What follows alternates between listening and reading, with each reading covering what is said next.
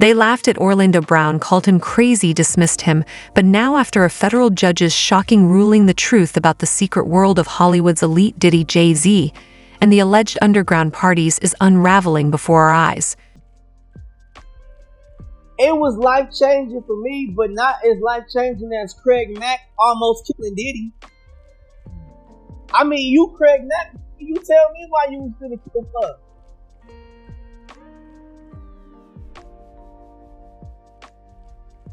I'm not Craig Mack. You lying? You lying like a mother. You mean to tell me Jay-Z ain't Craig Mack? You a liar, man. But how are you lying? Yeah, nigga.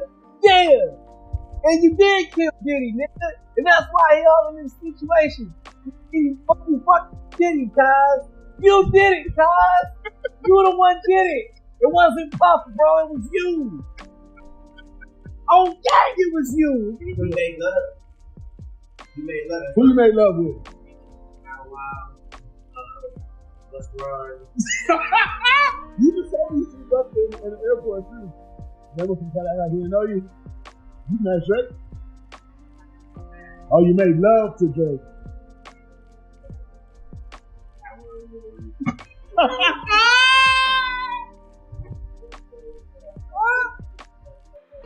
Bro, you smashing a lot of people.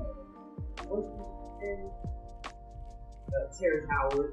Terrence Howard. Usher. For years, rumors have swirled about the dark side of the music industry, stories of power, corruption, and silence. But when a federal judge refused to grant Diddy an evidentiary hearing over leaked footage of an alleged assault, it wasn't just a legal blow, it was a signal that something far deeper was at play now. With lawsuits mounting and shocking testimonies emerging, the walls are closing in on some of the most powerful names in entertainment. A former assistant to Sean Diddy Combs speaking out in a new interview with new allegations about wild parties and drug use. Eva Pilgrim is here with the story. Good morning, Eva. Good morning, Michael. At this point, we've all probably heard about these infamous parties. Diddy's assistant now giving us details about what he says were called Wild King Nights. This morning, new details allegedly inside Diddy's world before his shocking arrest. The entertainment mogul now behind bars for federal sex trafficking and racketeering charges. It was a circus. He did whatever he wanted. And we were just at his disposal. Phil Pines was Diddy's senior executive assistant from 2019 to 2021. He says his then boss asked him to purchase supplies for parties dubbed Wild King Nights. He usually had a laundry list of items that included lights, alcohol, marijuana, ketamine, Molly. Those requests started to become more frequent. Pines claims many of these parties involved younger women. A lot of times you have him with a younger female. There's a power dynamic there. A more impressionable girl is easier to reel in. Consent is between the people that are engaging, and I wasn't there in these situations to understand the consent. The new interview, part of Investigation Discovery's docuseries, The Fall of Diddy. My job is to shield his private life from the public. Pines even sharing audio he says is of Diddy telling Pines to bring him various substances during those Wild King Nights. Phil, I need some Cialis. Can you give me 20 Xanax, please? Hey, Phil, I need a plan B. I remember hearing the words, "Prove your loyalty to me, King." He grabbed me by the shoulders, pushed me to a girl that was on the couch. Diddy's facing federal charges, 6-train racketeering assault. Jizz's name is being dragged into the courtroom, and the most unexpected voice in all of this are Orlando Brown, the former Disney star turned Hollywood outcast, who's been saying things for years, things that now seem impossible to ignore. Is it true Diddy gave you ooh-squash, ooh-squash? Man, it was a night of great slip and sliding. It was a night of great slip and sliding. Okay? A lot of baby oil? No. Not spit. A lot of spit where I come from, brother. Okay? A lot of spit. I'm trying to teach you this a long time ago. Okay? Yeah. He was slipping on my tongue. He like this, slipping and sliding. Did he ever reach out to you about that? After that went Nah, viral? he be laughing about a lot of shit.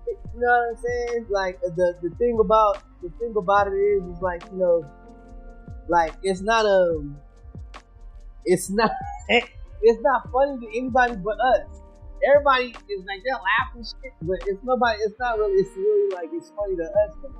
Like, that's cute and shit, but if it was a problem, I'd have got held, the problem got dealt with, like everybody else. I'd have got dealt with if it was a big problem, but it's funny though, you know, because how else am I supposed to express somebody in their downtime being beautiful? And I have an eye, like I told you, I asked God for sight. You know what I'm saying? So if I know that, let's say if I know that Beyonce, or no, let's say Janet Jackson is Diddy. Let's just say Janet Jackson is the real Diddy, right? Which she is. And so the things that Janet has on people because of her sexuality, and I'm able to identify her in her downtime as Janet Jackson, but I also know that she's Diddy. It's kind of crazy for people to not understand it themselves. You think at that level, she has one level of life? So what really happening behind the scenes? Who's pulling the strings? And why did a judge just make a decision that could blow the lid off everything? Judge Subramanian denied the defense's motion to amend the protective order, but without prejudice, meaning this issue could be revisited. So Subramanian's order reads, quote, while the government objects to handing the videos over, they provide several options for a defendant to consider that would permit the defense to view the videos, access the information they're looking for, and even allow them to manipulate the videos as they see fit. To the extent these options are insufficient, the defense may propose other options to the government. Does it appear that the defense did this before raising the issue with the court? The parties should have these discussions, and if they really reach an impasse, the defense can come back to the court. And if that happens, they should be prepared to clearly articulate why they need possession of the videos despite the options furnished by the government. So, Combs and his team, they don't get the tapes, and Judge Subramanian seems to be, calling out the defense of it. Like, you really could have worked this out with the prosecution before, right? Did you really need the court to step in? Did you even ask the prosecutors how you might be able to regularly view and analyze the tapes as you see fit to prepare for your defense? So, look, this issue may be revisited if they really can't figure out a way to make all of this work. And look, it's not surprising that the judge just won't allow the defense copies of these tapes and then protective order. I mean, essentially, we're talking about sex tapes, right? Key pieces of evidence in this case. It's very private, very sensitive. You gotta be careful about how this is handled. And let's not forget, Sean Combs is in hot water right now. He was denied bail again, partly because he was accused of violating the Bureau of Prisons rules by improperly using other inmates' phone access numbers, improperly contacting people, and allegedly trying to reach out to victims and witnesses while he's locked up at the Metropolitan Detention Center. Can he and his team be trusted with copies of these videos? Now, to be clear, the judge didn't say that in his order, but you have to wonder if that is ultimately a point of consideration and not handing these tapes over to Sean Combs' team. On December 16th, Judge Ain Subban made it clear Diddy's claims that the government leaked damning hotel footage to CNN simply weren't backed by evidence. That footage it allegedly shows Diddy assaulting Cassie Ventura, grabbing her by the neck, throwing her down, kicking her, a brutal image that now sits at the center of his downfall. Judge ruled that Diddy's legal team would not be allowed to have their own copies of the tapes, but would still have the opportunity to view and analyze them under strict court-supervised conditions. This decision was made after extensive discussions on privacy, legal fairness, and the sensitive nature of the footage. The court emphasized that protecting the alleged victims was the top priority, expressing concerns that unrestricted access to the tapes could put them at risk. Diddy's attorneys pushed for full access, arguing that it was essential for building a strong defense. However, the court ultimately ruled in favor of limited access, a decision that has drawn mixed reactions. Many are now questioning the content of the tapes and how they might shape the trial.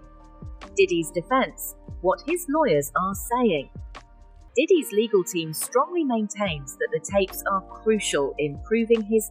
But here's where it gets murky. Diddy's legal team insists this is part of a coordinated takedown and operation by Homeland Security to smear him before he ever steps foot in a courtroom. The feds deny it. They claim they didn't even have the video when CNN aired it. Defense, it's shaping up to be exactly what you told us it was going to be, a defense of consent. So it's all about consent. I mean, can you just explain to us a little bit what's gone on with this and what the defense have said? So what the defense has done is they're taking an interesting tack, and I think the legal analysis is becoming fascinating. And they're saying if you look at these videos, this shows a consensual relationship, if you will. The great thing for them, for their defense about that, is that's in the past. All the folks on social media and so forth are saying, well, these people are drugged, they're saying they're drugged. Don't forget, it's easy to prove the court of public opinion, but when you get into an actual court, the federal government has to prove their case beyond a reasonable doubt. And someone just getting on the stand and saying, I was drugged, the defense can ask a very simple question. Where's the drug test? The proof. You just saying it now, there's a lot that's going to happen, and I understand what the defense is going to do. This is consent, and if it is consensual, butt-naked baby old freak-off parties aren't illegal. What's illegal is the sex trafficking aspect of this case, and they're saying there is no sex trafficking. Always was going to be the always. Well, look, we can't say who victim one is as the BBC because the prosecution have not announced who victim one is. The defence have defined him as somebody who had a consensual relationship with Sean Combs, and they are still participating, they're giving evidence to the grand jury. They've said it's consensual. I mean, how do you prove that? Well, don't forget, here's the great thing about it. We're innocent until proven guilty. It's not how do they prove it, it's how does the government disprove it. So if you're the defense and you're showing the video, they're just like, well, look at the video. The cross-examination is going to be... So if it wasn't the government who leaked it and why Diddy's empire is crumbling, the mogul, once untouchable, now sits in Brooklyn's Metropolitan Detention Center awaiting trial on charges. But his legal problems don't stop there. A woman from Alabama has accused him and Jay-Z of reeing her when she was just 13 years old. Z is speaking out after he's accused by a woman in a civil lawsuit of raping her when she was 13, along with Sean Diddy Combs. On December 8th, the accuser, identified anonymously as Jane Doe, refiled a sexual assault civil lawsuit she had originally filed against Diddy in October, adding in Jay-Z's name as an additional defendant. Per NBC News, she alleges in the new documents that in 2000, when she was 13, she drugged and raped her at a house party following the MTV Video Music Awards in New York. Jay-Z, whose real name is Sean Carter, issued a statement to E! News hours after the suit was refiled, addressing the lawyer who filed it, Tony Busby. Calling the allegations, quote, heinous, Jay-Z says in the statement, quote, I implore you to file a criminal complaint, not a civil one. Whomever would commit such a crime against a minor should be locked away. Would you not agree? These alleged victims would deserve real justice if that were the case. He further calls the claims idiotic and alleges that before refiling the suit, Busby had contacted the rapper's own attorney to try to reach a settlement.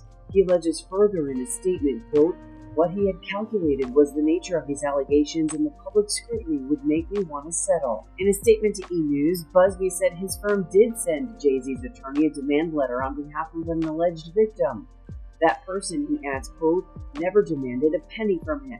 Instead, she only sought a confidential mediation. Busby continues, quote, as far as the allegations in the complaint filed, we will let the filing speak for itself and will litigate the facts in court, not in the media. Jay-Z, who shares daughter Blue Ivy and twins Rumi and Sir with wife Beyonce, adds that his only heartbreak is for his family. He says, quote, my wife and I will have to sit our children down, one of whom is at the age where her friends will surely see the press and ask questions about the nature of these claims and explain the cruelty and greed of people. He adds, quote, I mourn yet another loss of innocence. Children should not have to endure such at their young age. The lawsuit marks one of several sexual abuse civil suits filed against Diddy in recent months, and the first to include him and an additional celebrity as a defendant. Diddy is currently in jail awaiting trial on federal sex trafficking and racketeering conspiracy charges, for which he has pleaded not guilty. He has denied any wrongdoing in all of the cases. Latest in the lawsuit against Jay-Z, accusing him and Sean Diddy Combs of raping a 13-year-old girl at a party. A federal judge ruling the woman alleging the attack can remain anonymous. Morgan Norwood has the details. Morgan, good morning. Good morning. From the moment this case was filed, Jay-Z's legal team fought to get it dismissed, arguing that the woman accusing him must reveal her name. This morning, a judge ruling she doesn't have to, at least for now. The judge also had some sharp words for its lawyers, calling them out for their aggressive filing and personal attacks, asking them to tone it down. This morning, a legal victory for the woman who is suing Jay-Z for allegedly raping her when she was 13. A federal judge ruling the woman can proceed with the case while remaining anonymous, at least for now. The judge also chastising the lawyers representing Jay-Z, accusing them of trying to fast-track the judicial process by repeatedly filing motions to reveal the identity of the Jane Doe to have the case dismissed. The judge, writing in a 5-page brief, that the Carter's lawyers' relentless filing of combative motions containing inflammatory language and ad hominem attacks was inappropriate, a waste of judicial resources, and a tactic unlikely to benefit his client. The court will not fast-track the judicial process merely because the counsel demands. You're very naive and you don't understand how much we've evolved as a people. When you go look for somebody to marry, you don't find them by looking for what they have. Seek ye first the heart of the person, and everything else shall follow. Seek ye first the heart of the person, and everything else shall follow. They looking for money, they looking for that sex, they looking for that $1 million jet, and $1 million cars. They're not looking for no Janet Jackson. Brother, if they was looking for Janet Jackson, she would be happy. She wouldn't have the whole world on her head right now, which is why she's in trouble. Ain't nobody trying to kill Orlando. Why'd you say Janet Jackson's the real Diddy? Because that's what I said, and I meant it. It's the truth. You're not Diddy. You just trying to because she won't kill me. That's it. You know what I mean? Like, you didn't think that was like, you was like, we're the party people night and day, living crazy. That's the only way. After all, I can feel it sometimes.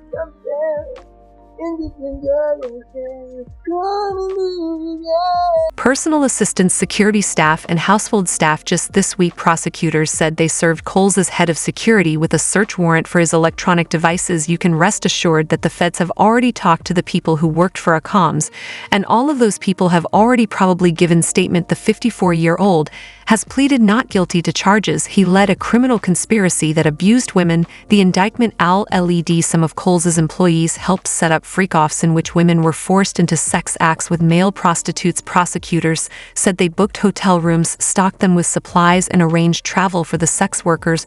One thing is certain, this story isn't over. If you want to keep up with this story as it unfolds, make sure to like, subscribe, and turn on notifications. We'll be diving even deeper into the secrets the industry doesn't want you to know, because trust us, this is only the beginning. And thanks for watching this video, guys.